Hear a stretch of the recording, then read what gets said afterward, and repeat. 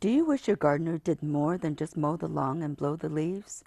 Today we'll hear about fine gardener services and how much more you can enjoy your garden with a little help from a specialist.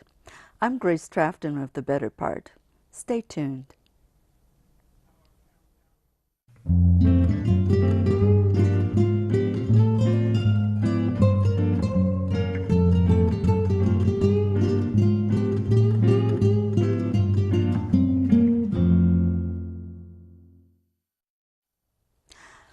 Our guest today, Jenny Babbitt, has been lovingly tending to plants all her life. Jenny is a certified environmental horticulturist and a Santa Clara County green gardener. She's one of the gardeners that specialize in the fine or detail-oriented aspects of garden maintenance, and her garden solutions emphasize water-wise and environmentally friendly gardening for people and pets. Welcome, Jenny. It's so good to see you here today. Thank you, Grace. I'm delighted to be here. So first, tell us, why did you choose fine gardening as a career? Well, having always tended to plants and played with them, quite honestly, I play with them. I had an opportunity to change careers a while back, and I know gardening is my absolute passion and my love. So it was a complete natural for me to get into the finer aspects of it. I love the detailed level of gardening. So how did you go about becoming a fine gardener, and what's involved in becoming a certified environmental horticulturist? Well, as my passion, the fine gardening aspect and what I've learned and known has just evolved like a garden does. Through trial and error, through study, through sharing with other gardeners, I've learned much over the years. The Foothill College offers a tremendous environmental horticulture program. And within that program, it touches on the many disciplines of horticulture. So you may go, someone who's looking to start a career, someone who's an established professional can go to hone their skills a bit. And in the end, it's toward the certification. It touches on sustainable programs. It touches from design to construction to maintaining, all kinds of identification, all kind of fun classes in there as well. And so Foothill will be, it has been, and will remain a great resource for me. Great. And tell us about the Santa Clara Green Gardener program. Well, the official name of it is the Santa Clara Valley Urban Runoff Pollution Prevention Program. Quite a mouthful, huh? Exactly. And it is such because it is very important that this is a consortium of 15 agencies within the county, all with a common interest and a common charter to take care of the bay. We all need to be concerned about the bay and the runoff. Much of that comes from what we put in our gardens. Runs into the storm drains and into the bay. And it's remarkable what little bits of fertilizers, pesticides can really affect the streams and the bay down the long run. Many people employ a basic service gardener to take care of their garden and patio spaces, but especially as they get older. But what service does a fine gardener provide that's different from a basic standard service gardener? Well, on a basic standard level, I think for the most part people refer to them as mow and blow. That's right. And that's what they do. It's a tremendous service. It's wonderful to come home to. And they are basically running through with power machinery, and they're mowing and they're blowing the leaves, and you come home and it's delightful and it's really pretty. Think of the difference in getting your house cleaned. Someone could come through and blow like crazy, blow the dust out, blow the dirt out the door, and be all good, and it's clean.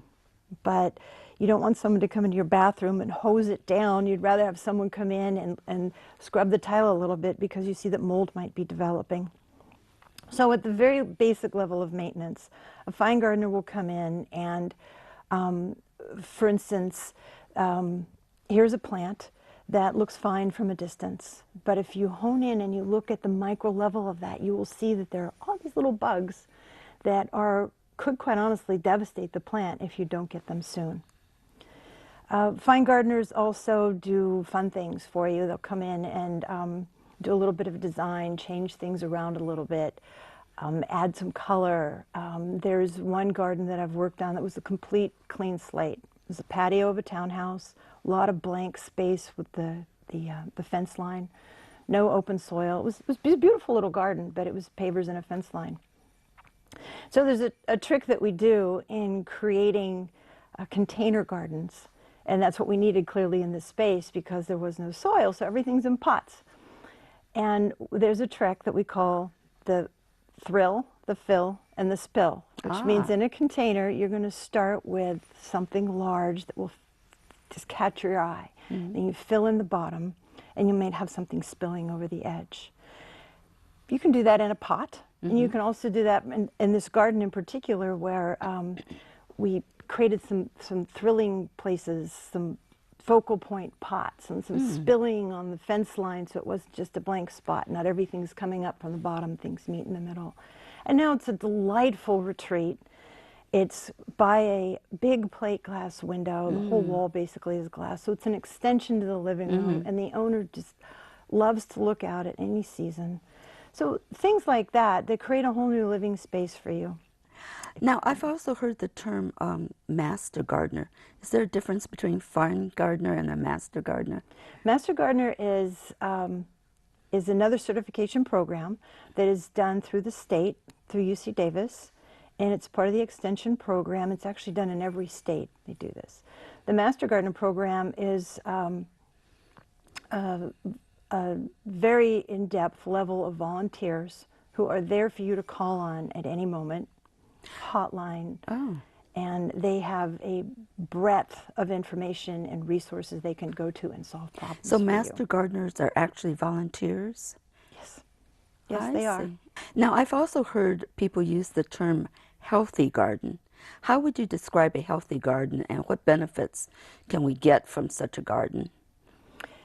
Gardens look healthy from a distance. If it's green, if it's lush, everything's all very pretty, and consider that healthy. But the truth is that a healthy garden can live fairly much on its own. It has great nutrients within the soil, that the right plant is in the right place. You don't put a shade plant in the sun, it will die and burn and look unhappy. That the watering system is accurate for the plants that are there. And there's so many elements to it, the soil and the water and the pruning and all things that take some tender care and attention. And why should we learn to appreciate bugs in our garden and avoid chemicals? Bugs are our friends. A lot of people don't like little creepy crawlies, and they don't like spiders, and spiders are the best because they eat the bad guys. If we did not have bugs in our garden, we wouldn't have a garden. And that's just down to the basics of pollination. It is very commonly known, how critical bugs are to actually making the garden work. And even on a micro level under the ground, little critters in the soil bring the food to the plants. It's not the roots doing all of the work. And when we are spraying, we're killing more than what we really want. We are spraying on a broad level and killing the bees. Without the bees, without the little micro level of things. There are many safer ways of doing this. And back down to the whole pollution and runoff level, it is very important that we're very careful about what we're spraying, not just for the plants. You're breathing it. Your dog or your children are rolling in it. And the birds are eating whatever you've done. On a very simple and safe level, simple household white vinegar, table salt, and dish soap, and in particular Dawn, because you want it to stick to the leaf. It won't hurt the plant, but with the vinegar you will kill out weeds. With the just using soap and salt, or just using soap, depending on the situation, you'll kill bugs and nothing to it. And it's a very safe way of going. You just have your little sprayer, and based on your concoction, it will take care of just about everything that you have going on in your garden. And you can even use it in the house. So, some people may not take to the idea of having bugs on their indoor plants. What about indoor plants? Indoor plants will get them as well. There are two simple ways of doing that. One, spraying, again, with just a very slight soapy water, will kill plants that get in on your, or Right, bugs but that are get you on your saying that we plants. should cultivate bugs on our indoor plants too? No, no, no, no, no. You don't want them by any means. You don't want Okay. them. And when you have them, that's an indication that something is off balance. For the most part, you've watered too much or too little. Bugs come, the bad bugs come when the plants are stressed. And you're wanting to pay attention to why that has happened, check the water levels and such. And based on the bug that's come in, it might be that you get a little sticky thing that you set aside and it'll stick to that and you're done. It might be that you need to take the plant outside or put it in the shower and spray it down a little bit. But it doesn't call for insecticides. So we don't need any good bugs on our indoor plants? No. So if you just have foliage, you really don't want to see bugs at all. How about the flowering plants, though? We don't need bugs on those either. For the little time that I think a plant will be flowering in your house, you won't have bugs. Ah, good. Okay, that eases my mind. Why is the soil the most important part of a garden or a plant container? A plant to live requires water and air and food. And all of that, for the most part, is going to come, except for some plants, for the most part, that's going to come from the soil. In the ground, the critters that we were talking about are moving around, the worms and little microbial. They are creating air pockets. They're moving nutrients around. You don't see that, but it's very important to have that happen. And the earth will bring water, it wicks through, and there's an open level for the roots to grow. In a container, this plant, and a container could be a concrete bed in your garden. It could be a big pot or something small. The roots are bound, the water level is bound. So the soil mix in here is very critical, and how the soil is treated is essential for the health of the plant. Oh, I see. The soil will get very compacted in a pot over time. So there are a different soil that you would use in a container that has bigger particles and things to let air get in there, since the worms aren't there to do it for you. I see. So if it is deficient, you can fix that with different soils? Yes, changing the soil is probably the last thing that you would do, but treating the soil on another level. If it's deficient, it's likely food. Oh, I see. Every time you water in a container, you're flushing the food out the bottom. If you have a saucer, that's great. It'll bring it back up. But consider that you would need to feed a plant more consistently in a pot that you will in the ground. So food is probably the first place to go. Water as well. If you've overwatered, the plant can't breathe, and it'll start dropping its leaves and look sad. So you think of the three elements that the plant needs: the water, the air, and the food. Those are the first places to go. So how would I know when my indoor plant needs food? Indoor plants, it's good to do on a regular basis. Oh, I and see. Based on what you're using to feed the plant, do it on a monthly level. There are little stakes that you can put in the ground that are in the soil that are a slow release. Put a little tick on your calendar on when you might want to do it again. Some people put a little, and this is where I would highly recommend using a more natural fertilizer. I recommend natural fertilizers everywhere. Right. But inside, the natural fertilizers are going to help bring some of that microbial activity back into the soil. So put a little bit every time you water. Okay. Good advice. Now, how important is pruning in your approach to gardening? How you prune a plant will pretty much determine its life, quite honestly. Oh. If we stem back to power tools, they have no finesse. There are some very, very talented gardeners who can do all the wonderful shapes and things that is beyond me to shape things with a power tool. But these are my tools. This is basically what I use in the garden compared to power tools. And the distinction would be then, if you were to bring a a weed whacker or a hedge trimmer and just shave off the side of a plant. Over time, that shaving compacts itself and it starts growing in on itself, and you end up with a very misshapen, or actually you can shave the whole side off of a tree or a shrub, a hedge. It'll never grow back, and it creates a problem. Alternatively, one of my clients has creeping fig. It's a tiny little vine. It's crawling up the side. It's a very elegant front entry, and it's a pretty vigorous grower. You can't go through with a hedge trimmer and lop it off. You can't go through and just grab things and whack it off. It takes a fine tool to get in there and snip these little things, because we're creating a very delicate edge up his stairway. And so there are extremes in pruning. If you were to, you can misshape a plant dramatically if you cut too deeply. You can kill a plant by cutting too deeply. There's the pencil rule. You don't want to cut anything that's larger than a pencil or your little finger. On flowering plants, there's a trick called deadheading or pinching. And plants like this will, the flowers expire pretty regularly. And if you come at it, mow and blow gardeners come through about every week.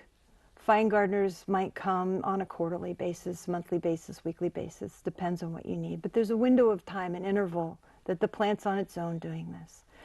So if someone were to come through, say I have a larger pruner, even at that, and just sort of snip all this off, you don't see anything, but you've kind of cut through here, and it's all a nice green globe again.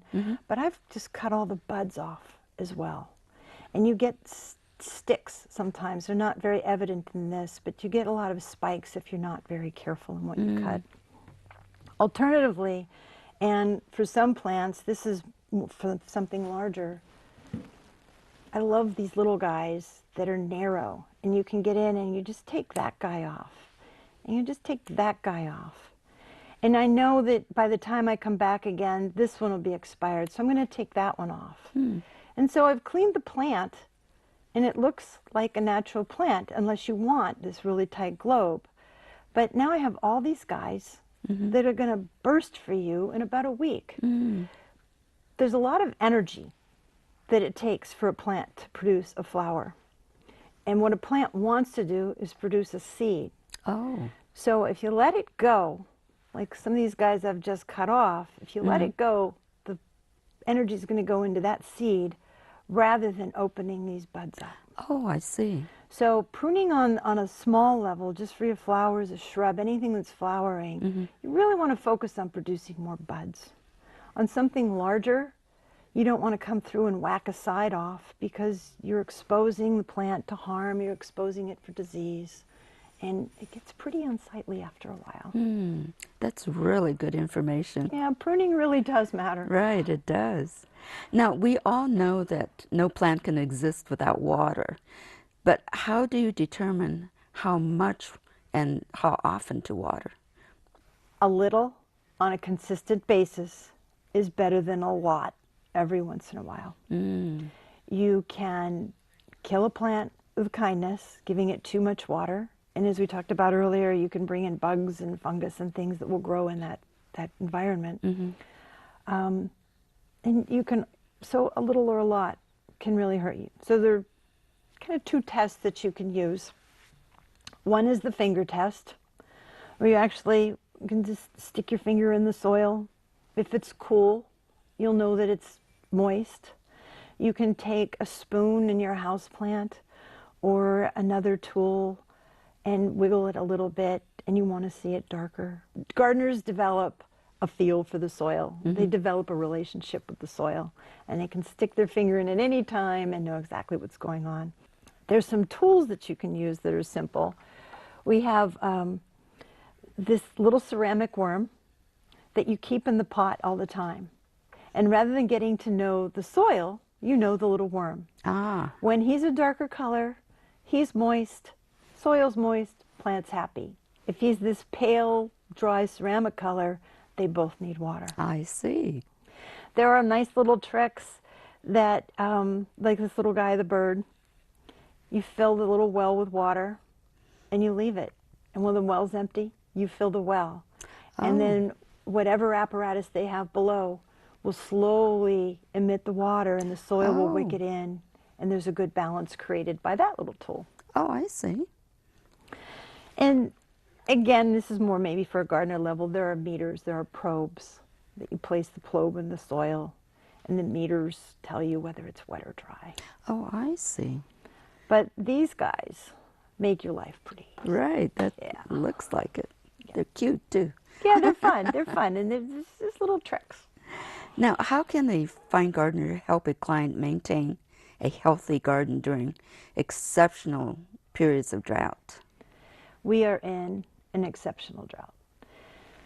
I am, and I would do this even if we weren't in a drought, I'm a huge proponent of, well, it's very critical that we get the right amount of water to the right plant, not only in a drought situation or creating that, but you'll kill the plant.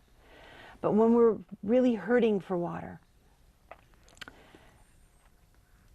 I'm a huge proponent of drip irrigation rather than spray irrigation. So other than your lawn, if you have water going directly to the plant and it's just watering the plant, you have much more control.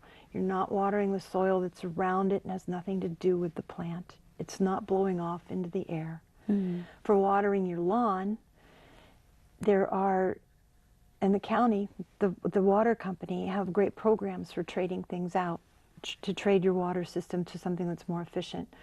There are different heads, different emitters that won't just mist the water out and blow it away.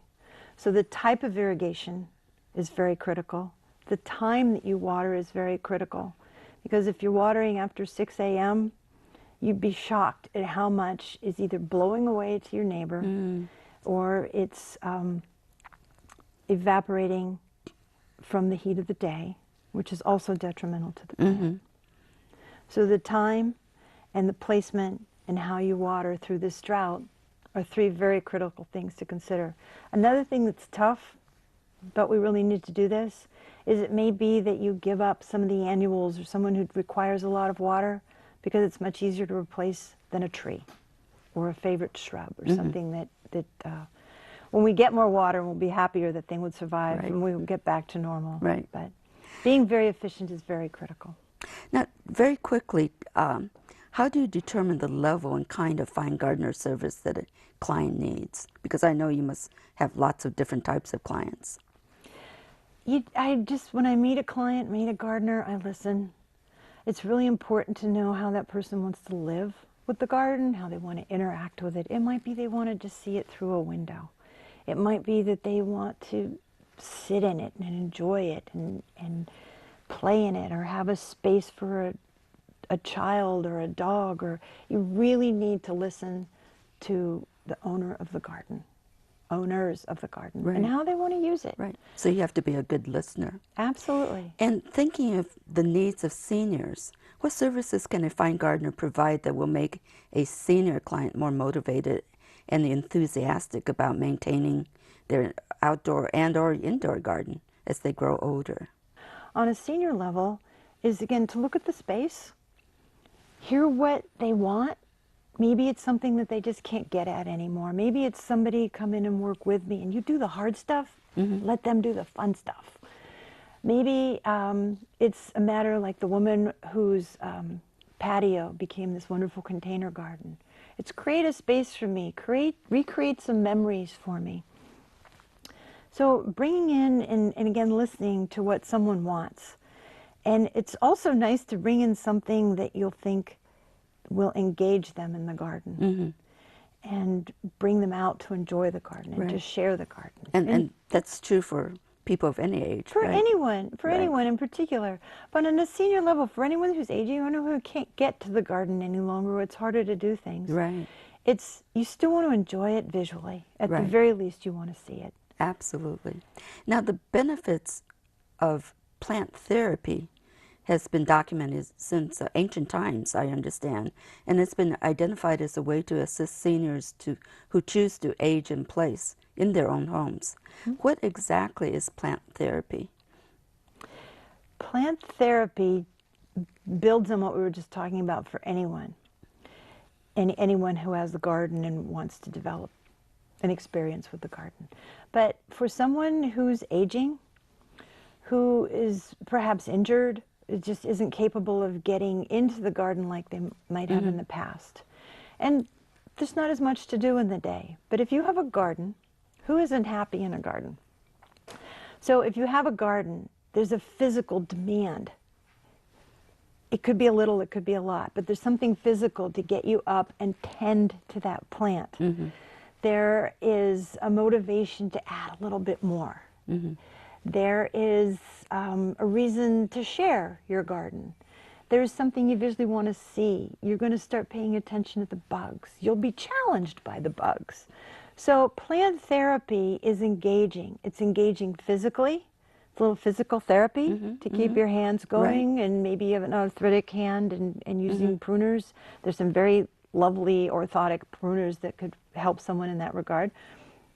And it's invigorating on a soulful level, on a mindful level, on an intellectual level. So on several different levels. Absolutely, So absolutely. now, if I'm looking for a fine gardener, where do I go about looking for one?